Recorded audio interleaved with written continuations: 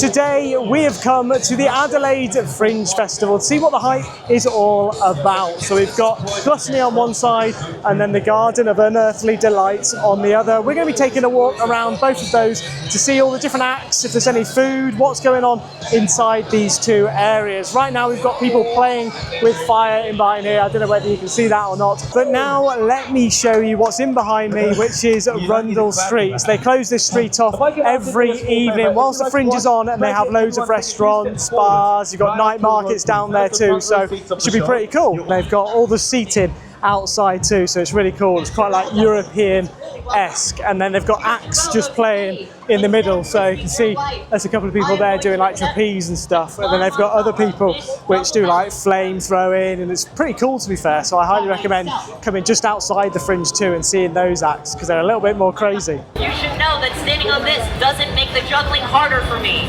The juggling makes standing on this much harder. Oh my gosh, Adelaide, this is as hard as it looks. Get louder. You want to see the grand finale? Say yeah! 3. And...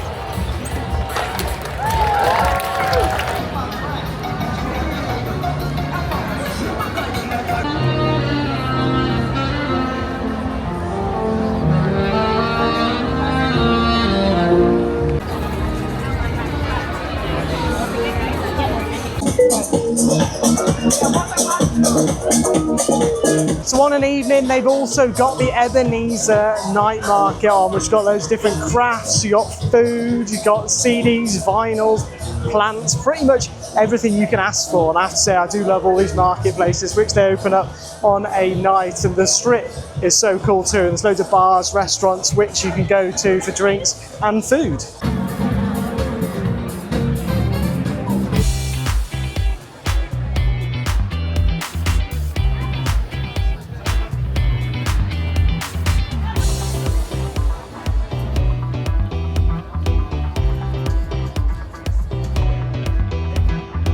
But now we've made our way over to the Garden of Unearthly Delights, where you can see there's loads of people right now queuing up for Laura Lex, who we're actually going to see tomorrow with another bunch of comedians. But there's also loads of other stages all around the outskirts too. So this one right now has got an act on because I could hear some whooping just a second ago. There's obviously loads of benches and stuff if you want to go for food, and they've even got some amusement rides too. So they've got the teacups right there ahead of us. So we're now going to walk around, see whether we can find some food because we're getting pretty hungry. So they've also got the Found Market, which we were just walking around then, but it was pretty busy in there, so I couldn't really get any footage whilst I was there. But it's all vintage clothes, it's pretty snazzy stuff, and they've got like rings, they've got a vintage bus which you can walk on, and it goes on forever. It feels like just a really long shop. So if you're looking for vintage clothes, that is the place to go. All around the edge of the park, they have got loads of food places, and I've just spotted a bao bun place. We might have to go and get some of that, but they've got like burgers, gyros, they've got Mexican,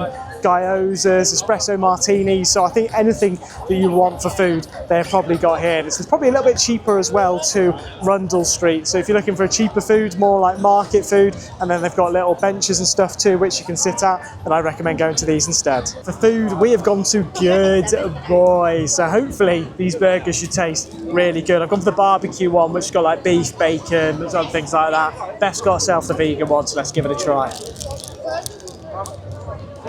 That tastes pretty good, and it's not too bad for just $26, bearing in mind we're in a festival.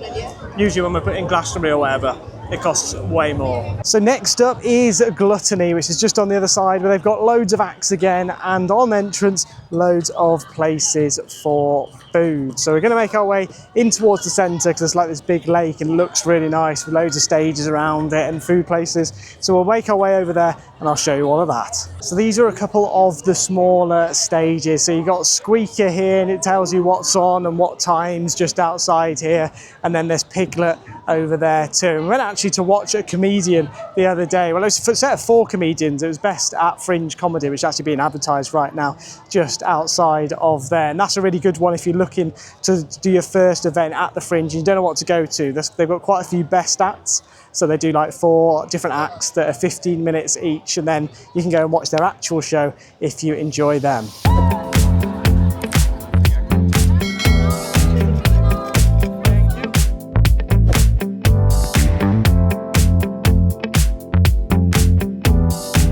So as we're walking around, there's plenty more bars and restaurants. They've got loads more stages too. So there's the Octagon at the back, which is one of the bigger ones. And then they've got the Bank SA stage, which is just in behind there too. And then they've obviously got the box office and stuff, which is just back there where you can buy the tickets from. And now we've made it down to the lake. So around here, they've got so many nice bars and restaurants, which are just like pop-up bars, which they brought just for the event. There's actually a really nice one, which we didn't realise, just on the other side of the lake over there, which is a permanent one. So we're gonna have to go there after the event has finished. But right in the centre of the lake, there is an island where people can like eat, drink, and they sometimes have musicians on there too, which is pretty cool. But there's loads of different events, from theatre to music to circus and comedy too. They've got plenty of things for everyone. But now we've made it onto the island to go and check out the bars.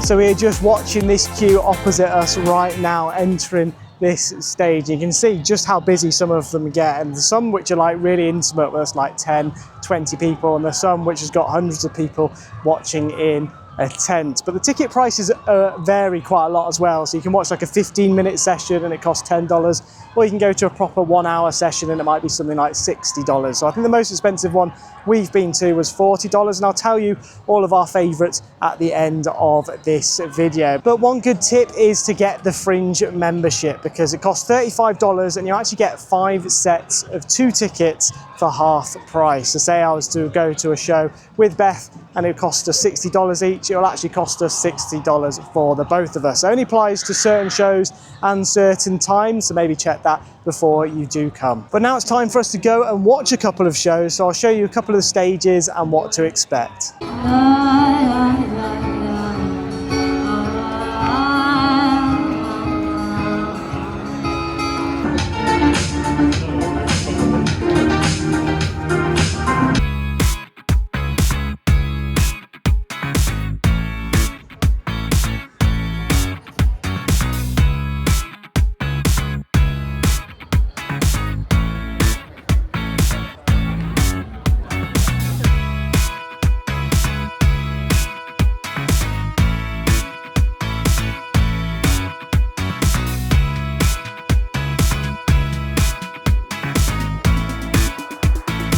So whilst the Fringe is on, luckily this weekend, they've also got an Asian food festival where the food smells absolutely delicious. But unfortunately, because Beth is vegan, they don't have too much vegan food here.